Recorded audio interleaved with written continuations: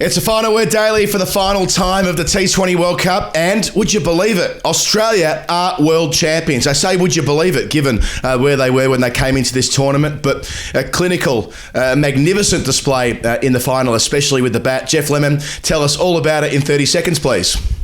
It was all about Australia's quicks. 32 conceded in the power play, 57 by half-time. The game was pretty much done then. Kane Williamson produced an absolute masterpiece, 85 of 48 balls, but was doing it all on his own. 172 wasn't really likely to be enough, and the Australians mowed it down with an over to spare. David Warner, 53. Mitch Marsh, 77, player of the match. Warner, player of the series.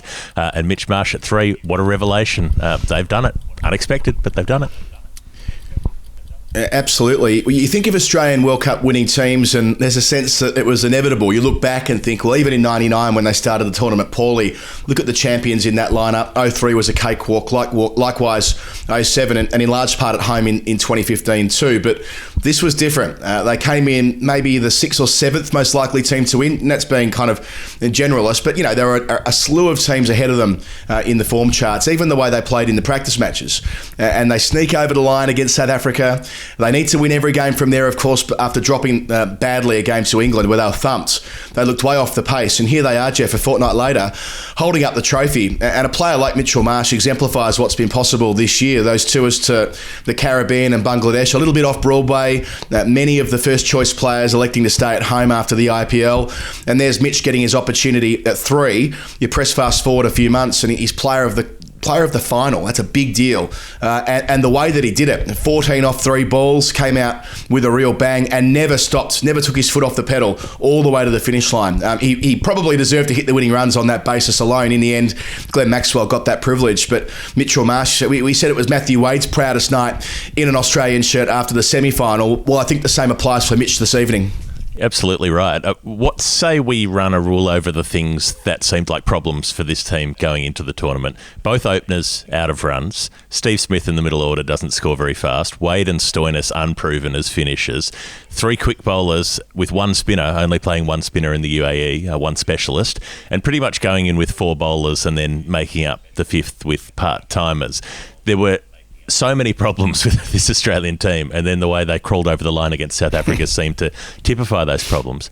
But they've just built on it. They've just got better with each game, and that 3-pronged pace attack, notwithstanding the fact that Stark got absolutely smashed around tonight when he should have had Williamson out earlier, but had the catch dropped, and then Williamson took him to the cleaners. It was what Stark in the first over and then Hazelwood and Cummins were able to do in the power play that really set the tone for the game and made it almost impossible for New Zealand to come back after that point. Once those 6 power play overs were done, then Zampa comes in and keeps the screws turned until the 10th. You can't play half of a T20 international and expect to win it. You can't play half of an innings and expect to win that game. So that's pretty much how it panned out.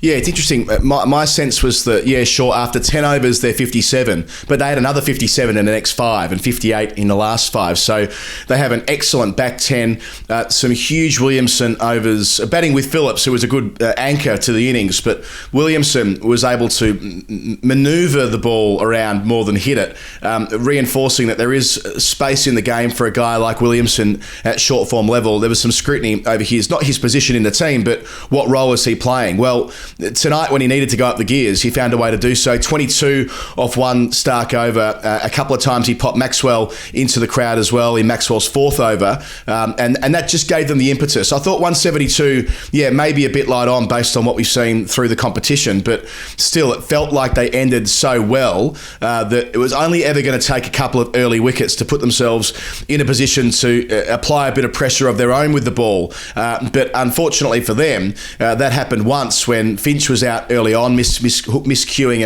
a pull shot, but they couldn't remove, or they couldn't break up that partnership of Warner and Marsh, which proved to be decisive, putting on 85 in 10 overs. And it wasn't just the way they did it in the power play with the field in, that both players continued to try and clear the rope, a la what we saw from the West Indies 5.5 years ago. That's what defined that team. They were fearless about trying to hit sixes, and it was clear that Marsh and Warner had made the decision that they were going to try and wrap this up early. They weren't going to drag it deep. They were going to try and break the back of it by the halfway mark. And looking at CricViz, after 6 overs, CricViz, or WinViz I should say, had the teams at 50-50. After 12 overs, so 6 overs later, Australia were at 87%. So the overs where you would normally consolidate, that's where Australia accelerated, and that's why they were able to do it so easily. I mean, the last 20 or 30 runs were a mere formality. Yeah, and it's easy to say that if you just come in and smash some boundaries that you win, but it was more the decision to go after the ball. You look at the way that Mitch Marsh came in, that clip off the pads for 6, first ball, guides a boundary down to deep third, and then plays another pull shot for a boundary. He was looking for the boundary at every opportunity. Contrast that with Martin Guptill's innings at the top of the order for New Zealand. That was a truly bizarre way to approach international cricket for mine. Yeah, Daryl Mitchell gets out early, but that means that Williamson's coming in needing a little bit of time, an over or two even, just to get himself started. Guptill's been in for a couple of overs by that point. He did not try to take on the Australian bowlers. Yeah, they bowled really well. Fantastic. They bowled Hazelwood particularly bowled a length that's really hard to attack, but Guptill wasn't doing much to try to attack that bowling. He was knocking a single here, driving a single down the ground, and the first time he got expansive was in the 12th over when he holds out to deep mid-wicket.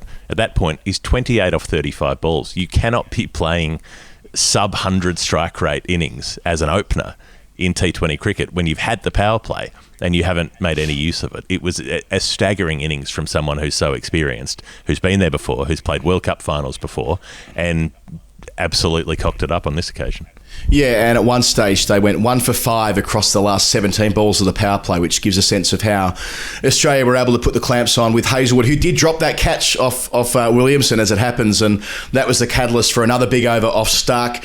I mean, Mitchell Stark's gone for 60 tonight, the worst figures in a World Cup final.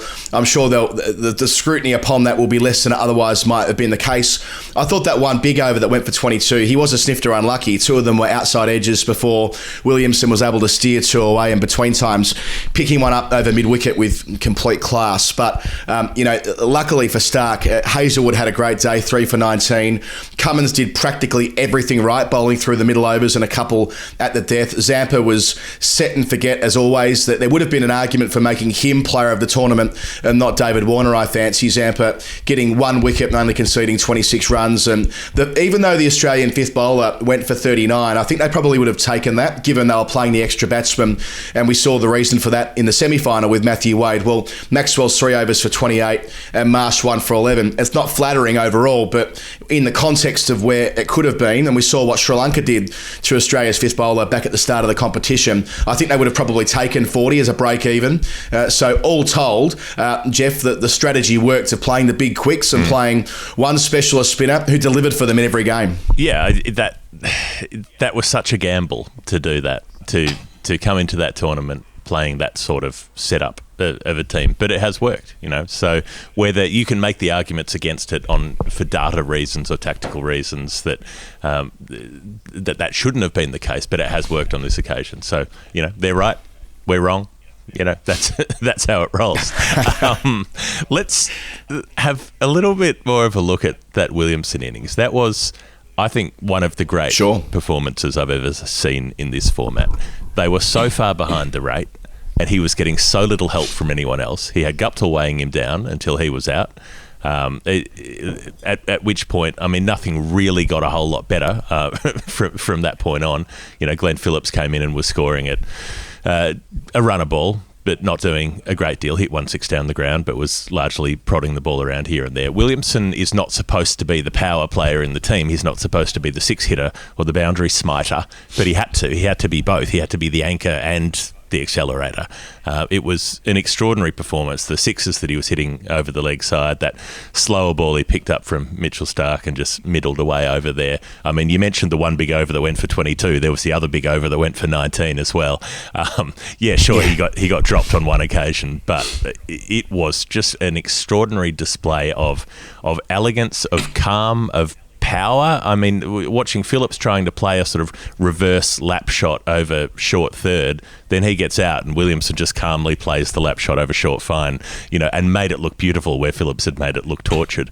He was on another level tonight. He played in a way that deserved to be on a winning team, but he didn't have enough teammates with him. Yeah, that steer behind point, it was almost an inside-out steer. He was off balance in theory. Well, any normal player, any mortal, would be off balance to the leg side, but he had the presence just to kind of, the core strength, I suppose you would say, to hold his pose and still find that angle of the bat to beat the player at backward point, who was probably Maxwell, and just do enough to beat third man as well, racing around at the other side. So the timing and the power, I agree with you. It deserved to be a winning hand. There'll be, I'm sure, loads of commentary around the one hurdle that New Zealand still have ahead of them is about Australia for reasons that I can't entirely understand. But, I mean, New Zealand have been able to win the World Test Championship against the might of India. And we know how good India are at Test cricket. That wasn't a small deal.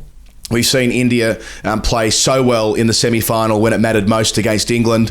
They won every game after losing a close one against Pakistan to start their competition here. They are prolific in bilateral cricket, but when it comes to the real big stuff, when they come up against Australia in elimination games in big tournaments, something just goes awry. And again, it's difficult to pinpoint why, but this generation have had that stumbling block consistently really since 2015, and tonight was a chance to set that straight, but not to be. Instead, it were the senior players for Australia, and I think it's one of those great facts that the youngest player in Australia's team this evening was Patrick Cummins at age 28. This was a player-led victory. This was a group of players who know their game, who didn't require an awful lot of intervention. They are on the T20 circuit, both in Australia and around the world, principally in the IPL. That's where they've honed their game. It's not been about the national setup. They seldom come together as a best 11 as such. They are doing their own thing. They come together occasionally, and Aaron Finch has done a good job of getting more bilateral games and more bilateral series as captain, insisting upon that. But this has been about senior players who know their game, about backing in cool heads who are experienced like Matthew Wade the other night, and then someone like Glenn Maxwell who was able to kind of ice the game. There might have been a small glimmer, a tiny little glimmer of hope when Trent Bolt bowled David Warner for 59, I think it was, that look, if they take 2 or 3 quick wickets, then suddenly it might cause a bit of squeaky bum stuff for Australia. We saw the Australians lose a close T20 down at Southampton from a similar place last year, for example. But Maxwell was never going to let that happen. A couple of boundaries in a row at one stage, cleared the ropes another, ended up reaching 21 in the space of 9 balls, which meant the game was truly over at that stage. And Marsh and Maxwell were able to basically raffle the winning runs. Both of them tried to muscle balls down the ground and didn't quite get there. So Maxwell went the other way, said, I'll have a reverse sweep, thank you, and immortalised that stroke for him even more than it has been over his long and distinguished white ball career. So a fitting ending from this group of Australian players who occasionally have flattered to deceive on the big stage, let's be honest, in terms of what they've been able to achieve at global tournaments, but also at the test side. A number of these players have played a lot of test cricket and they've been neither here nor there as a whole. Well, tonight this generation go home with a World Cup unexpectedly, and it'll be the proudest moment for a number of them when they hang up their boots in the years to come. You talked about the cohesiveness of that team. I think one thing that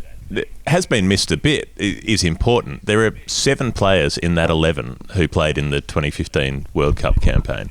So Finch, Warner, Smith, Maxwell, Cummins, Stark, Hazelwood. Cummins didn't play in the final, but the other 6 all played in the winning final in 2015 against New Zealand. That's a pretty stark advantage to have over an opposition team. And they pretty much played the T20 World Cup like a 50-over team, except they threw in a few T20 players in Marsh, Zampa, Stoinis, Wade, who played as T20 specialists and did their jobs superbly when required. They weren't always called upon, but when Wade and Stoinis had to finish a game in the semi-final, they did. When Marsh had to stand up at first drop, interestingly, the only game Australia lost was the one he didn't play. He stood up and delivered when he had to, and Zampa was outstanding in every match that he played throughout. So this is an experienced team in its own way. It just hadn't been a team that had won T20 tournaments before, but they've got the first one, and it'll be, particularly for someone like Mitchell Marsh, I couldn't be happier for one of the nicest people in Australian cricket, who's copped a lot of grief, including from us, but who has this. They can't take this away. He's the key performance, the standout performance in a winning World Cup final. That's his. Yeah, absolutely. I mean, you could see the emotion from Marsh and Maxwell, but especially with Marsh when he got together with Stoinis as soon as the winning runs were struck. Stoinis on the World Feed said that, you can't find a player who's more loved in Australian cricket within the dressing room than Mitch Marsh. And we've been saying that for years. I mean, it's palpable how much they adore this guy. All they've ever wanted is for him to fulfil his potential, for his body to stay right for long enough to make that a viable thing. And it feels as though over the last 6 months, everything's just clicked for him. Getting that opportunity at number 3 that probably wouldn't have been there if not for the fact that a number of players didn't want to go to the Caribbean and Bangladesh. And that's just about taking your moment, taking your chance. And yeah, those series may not have felt that important to the naked eye. Bilateral series in winter without the full strength team, but Marsh made it possible to ensure that he was the first choice number 3. And you're right, the one game they lost in this competition was the one when they shuffled him out of the side and they went for the different balance with a fifth bowler and Agar playing. So yeah, you can see there's a lot of affection for Marsh. There'll be a lot of affection around the cricketing world for Glenn Maxwell as well. He didn't make a huge contribution with bat in hand through the comp for various reasons, largely that he wasn't needed to. The semi-final stood out in the negative column, I suppose, but the fact that he didn't need to bat an awful lot through the group stage and then to come out, ice the game, play the way that he did, it was kind of selfless batting because, he was really swinging for the pickets from ball 1 to make sure that run rate required would never be a factor in the final stretch and backed his experience and backed his natural ability to be sufficient to get Australia there. And to have a red ink next to your name in a World Cup final, to hit the winning runs, for him too. He's 32 years of age now, Glenn Maxwell. He might sort of be seen as a young player because he's such an exciting player, but he's probably closer to the end than he is to start. So to have something like this after being part of the team in 2015 as well will mean an awful lot to him. And a home World Cup 12 months from now, or starting 11 months from now, to be precise, in Australia, they have every opportunity to bank this game and go away and do it twice in a row on home soil, and that will be a massive incentive for this generation. I felt for Jimmy Neesham as well, who 12 off 6 or 7 balls, did his best at the end, but just didn't get enough time out there, given how everybody else potted along, aside from Williamson, who, I wish he'd got a ton. I wish that Kane Williamson had been able to press on and get that 100. I wish, just on Neesham, I think they, in hindsight, I wonder whether they might have tried a slightly different setup with him. I mean, I appreciate that he's there to close out innings. He's there to bat in the last 5 or 6 overs. But I wonder in hindsight whether there might have been a case for bringing him up the order after the slow start to bat with Williamson. I don't think an awful lot would have been lost. I mean, that was a huge misstep. I don't understand how they sent Phillips out at that point when it was 13, 14 overs gone. There was the opportunity. 12th, 13th over when Guptill got out. There was the opportunity to say we have catch up to do, and who's the best placed player to do that. Yeah, and he only got to swing at 3 balls in the final over, and he got 2 singles down the ground. Gave it a red hot go, but you sort of look at it.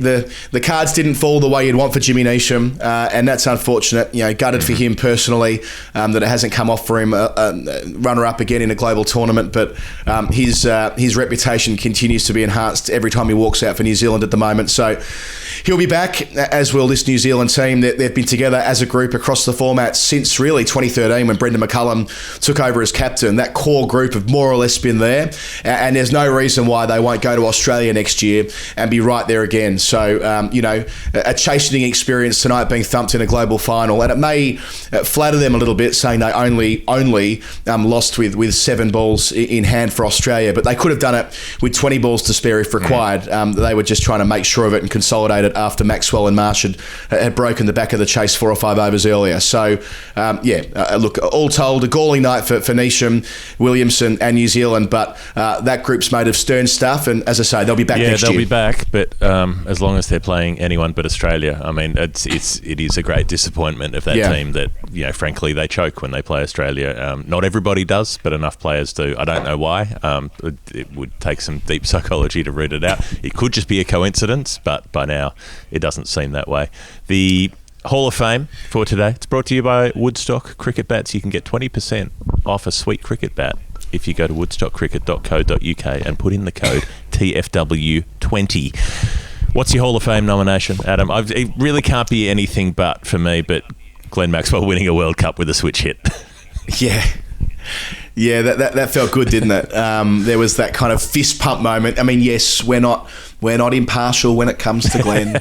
We are deeply invested in his career. We're deeply invested in him as a human being. We're never going to pretend it's anything other than that. I've joked on Twitter before that watching Glenn bat these days, I feel exactly the same way that when Dino was batting for Australia when I was younger, when I was probably 10, 11, 12, 13, and you felt like so much rode on every innings for him, and thus us as fans, well, that's how it is with Glenn. So for him to do that, very special, certainly in the Hall of Fame. I also loved when Davey sent the helmet back for 1 over, and in that 1 over hit 17 in the bare head. We see Davey bat without a hat a fair bit in the IPL when they've got tandem spinners at him, but there was that 4 over block when Sodhi and Santner were bowling together, which by the way didn't work for New Zealand as it has through the tournament. In that 4 over blast they still conceded 39 runs, so they were meant to be the clamps in the middle overs, and it went the other way, and that was largely because Warner just said, stuff this, I'm going for it. Hit 17 crisp runs, including a huge 6 back over Sodhi's head in the bare head. So I thought from a visual perspective,